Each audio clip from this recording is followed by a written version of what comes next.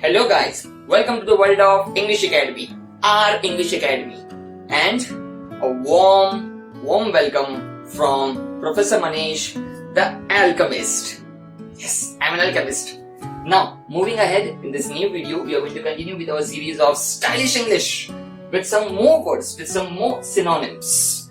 Okay, once again to refresh your memory, why do we use synonyms? Because, agreed, they are similar meaning words, but simply because in good writing, you're not supposed to repeat the words. In good speaking conversation, you're not supposed to utter the same words again and again.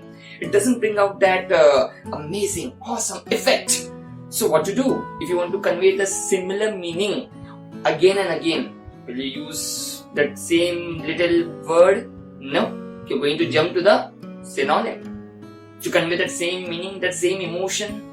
Hence the use of so many similar meaning synonyms. Learn this style, implement it, and then you can see wonders working with your language, wonders working with your English speaking. Okay, alright. Now, let's go with this green one.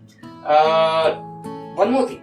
What happens with you is, we are always habituated to using the same easy words that we had studied in our early school. 5th, 6th, 7th standard. Sad thing is, we keep on using those same 5th, 6th, 7th words till our 12th, 13th and 15th graduation level, which is very sad and very bad. So, what to do? How to improve it? How to enhance your vocabulary? Let's pay attention. We'll take two words, hot and humid. Now, when you want to describe something summer-like, something really warm-like, the climate, the atmosphere, the temperature, you keep on using the two words, hot and humid, humid and hot. Hot, humid, humid, hot, hot, humid, humid, hot. Hot, humid, humid, hot. But you can do better. How? Let's see. Example. It's a hot and humid day. It's a sultry, sticky, stuffy, muggy climate. Yeah. It feels like that these days. Summer has really entered. It's really arrived. Moving on. Oh, it's a torrid atmosphere. Ahead, it's a searing, scorching, sweltering heat that we're experiencing. It's a sizzling, and I mean sizzling, sunshine. That was nice. And it's a blistering, a real hard, blistering sunlight. Dekha, the moment you start using synonyms, similar meaning words as adjectives, visheshan, you can highlight, you can show how a sentence can become a good, real sentence. You can describe the noun in such a better way. So, once again, use these words, memorize them, by heart them, keep revising them, and try to speak in this manner. Use adjective before nouns. Come on, guys. Going ahead. Now, guys, I have written three words, three small little words, sad and happy, heartbroken. Why? Here's the thing. Once again, right from our childhood, since our school and college time, whenever we want to describe something sad, unhappy and heartbroken, we always use these three words of sad, unhappy and heartbroken. We are not going beyond. We are not bursting with words, synonyms, similar meaning words, the way I have written over here. India rising, increasing, climactic order, the amount of D's presented, the real good similar meaning words presented over here, we don't use them to describe these three words. We use these three words to describe the three words. Now that's pathetic. That's real disgusting. That shouldn't happen. So, once again, let's see how to use these ascending order, similar meaning words with a magical style. Come, I have this friend of mine who leads a very sad, unhappy, heartbroken life, who is full of disheartened feelings, disappointed results, depressed and dejected emotions, demotivated ideas, dismayed and demoralized strength, who is completely disillusioned with future, disengaged with society, disengaged with family, and is completely disenchanted with the whole world.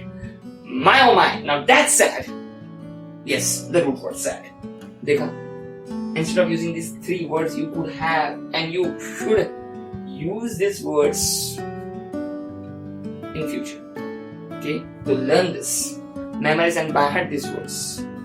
Okay, one more thing. The reason we use difficult words instead of easy words is not to show off our level of English, our control, command of English language. That's not the reason. We use difficult words so that we can truly, we can sincerely, we can earnestly convey the real emotion of the situation. We can truly express the feeling that we have within with a particular condition or situation. That's the reason we opt to use a difficult word instead of a regular, similar, normal word. Showing off is not the main concern. Yep, showing off is not the main concern. The main idea is the other person should really, in his gut, feel the intensity of the situation. Hence the use of so many difficult words, and that is why you're supposed to learn this.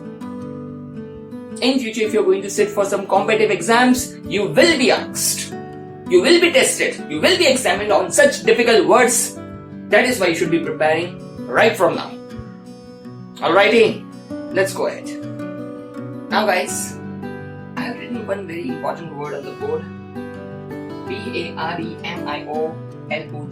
L-O-G-Y, logy. Logy matlab a science, a study of something. Well, what does this mean? Word is perimyology. Once again, perimyology. Perimyology. So what does this mean?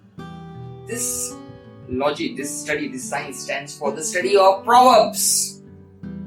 Their meaning, their origin, the different connotations and denotations. There are different ways these proverbs are used by different people in the same country or in some other countries.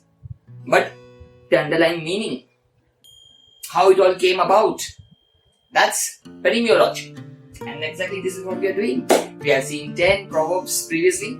Now we are going ahead with 5 more good proverbs. Real good hard-hitting proverbs. Beginning with the first one, the proof of the pudding is in the eating.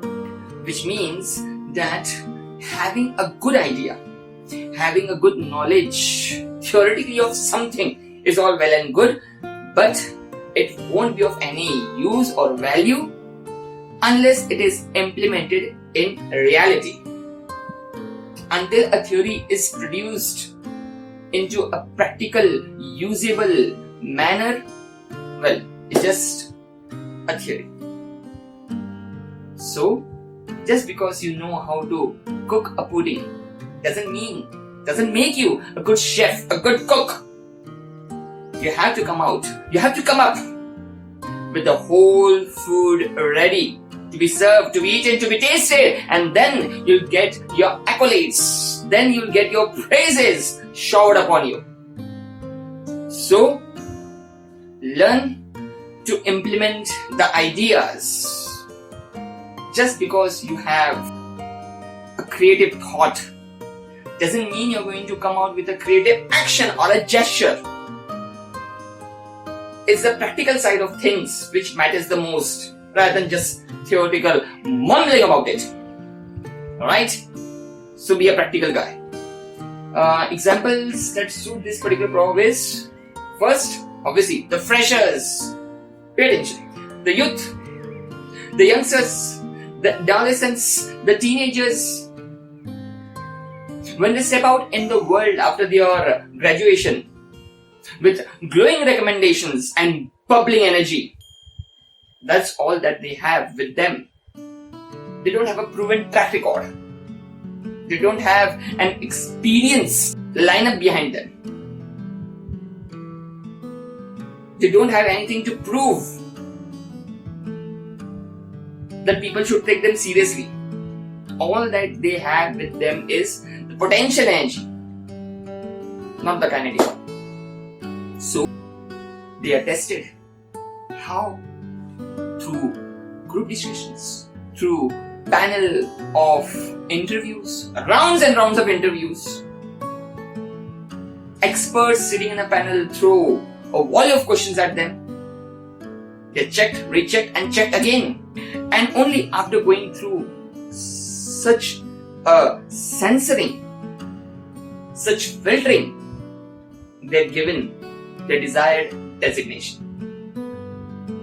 So the proof of the pudding lies in the eating. Right? One more example is of all the competitive exams held by various institutes, various organizations, schools and colleges and universities across the world. Why are they doing this? Because they want to get the cream available in the society. They just don't want to garner students, contestants, individuals. They want to get the best of the best available.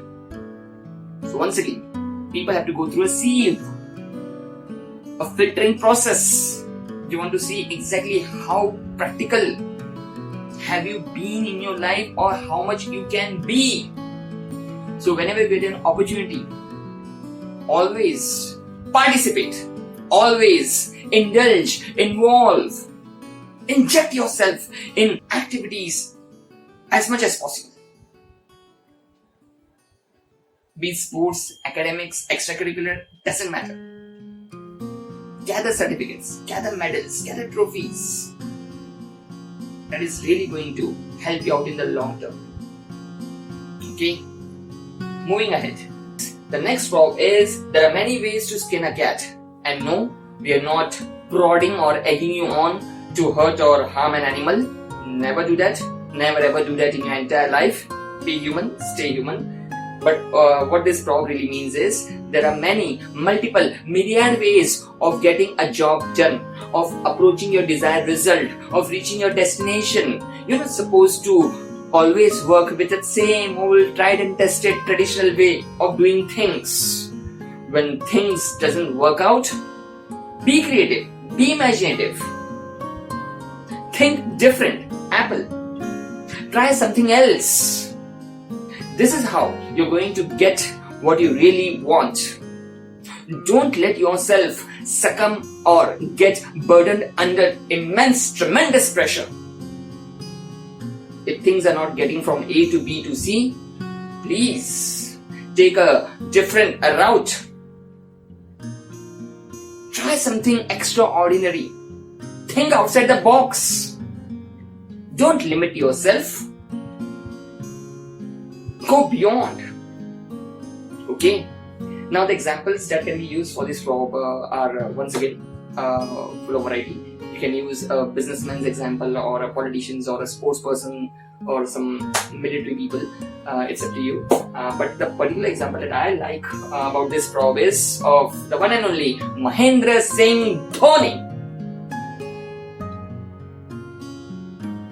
This guy, this man, never stuck himself to one plan. Never. He always had a plan A and a B and a C. In fact, D, E. In fact, all the 26 alphabets of English. All the letters. In 2007, who would have thought that he's going to bring Joginder Sharma in the last over? And look at the result. We won the World Cup. Same in 2011, he took it upon himself. He took on the onus of going in the middle order, of getting himself in the heat of the match, making sure that we get what we ultimately got, the 2011 World Cup. That's what makes a winner. That's how you become a successful person. Of always trying different things, trying to get ahead of others by shuffling, by hustling, by always thinking differently. Okay? Always learn to do that. Fine? Moving ahead. The road to hell is paved with good intentions. Now, this probably is one of my favorite. Well, what does this mean is, just because you have a good idea, just because you have a good intention, doesn't mean you're going to end up with a good result. If the result is not in your favor, then somewhere, somehow, the intention wasn't correct. Something was amiss. Something wasn't in it. Something escaped. That is why you couldn't get what you want.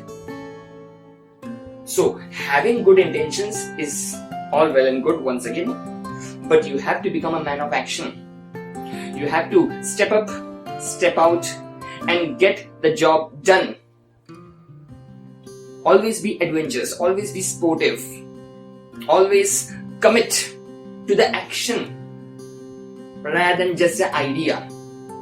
वो English में एक saying है, क्या कहते हैं? Hell is filled with people who had good intentions. But it's the heaven which is filled with people who committed good actions. So, it's either the intention or the action. That's the difference. Okay, alright. Always be a man of action. Now, the example once again can be of many sports players, businessmen, politicians, of entrepreneurs, or a variety of people. But the one that I really like is of Abraham Lincoln. Now, Abraham Lincoln was the 16th president of USA. In 1861, he got elected, and in his first term itself, he had to go through hell, fire, and fury. He had his presidential term baptized with fire. Yes, baptism with fire.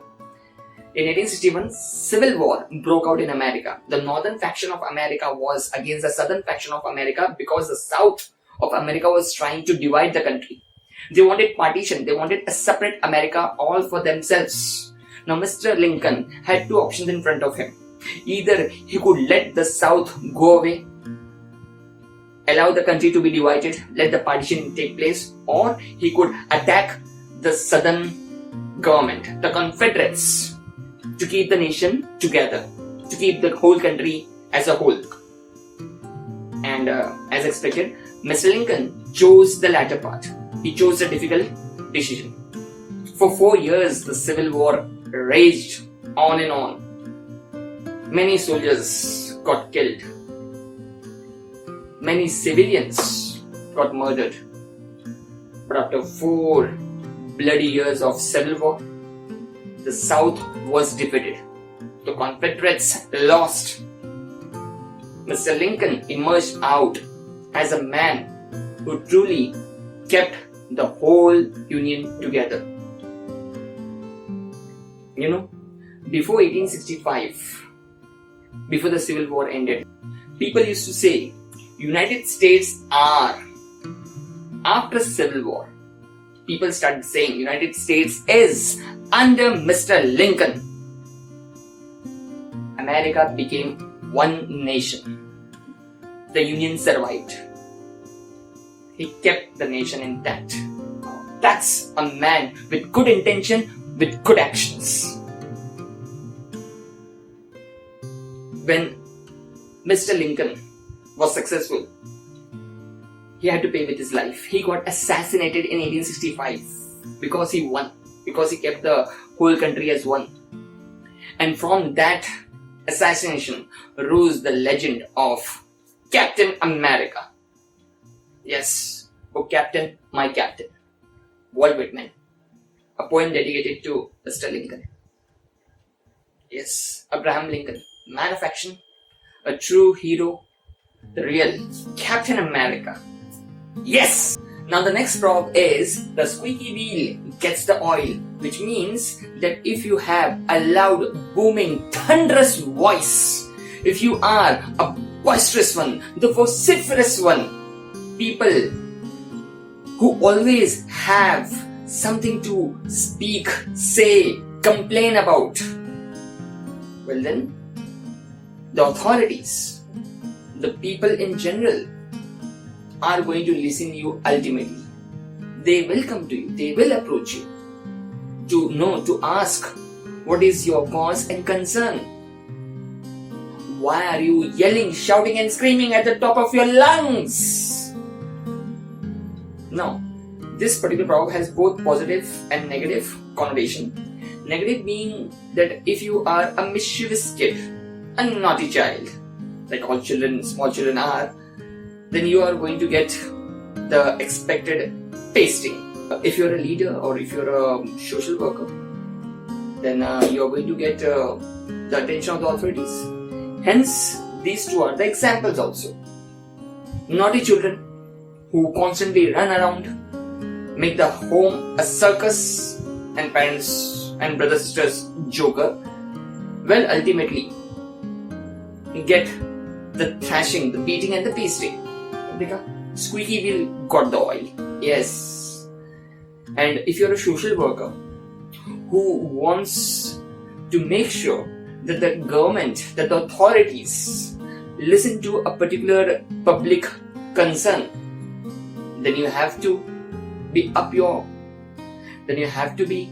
on your toes, organizing marches, giving out speeches, doing some sloganeering, and only then will your cause be known by everyone and you will get the justice that you deserve.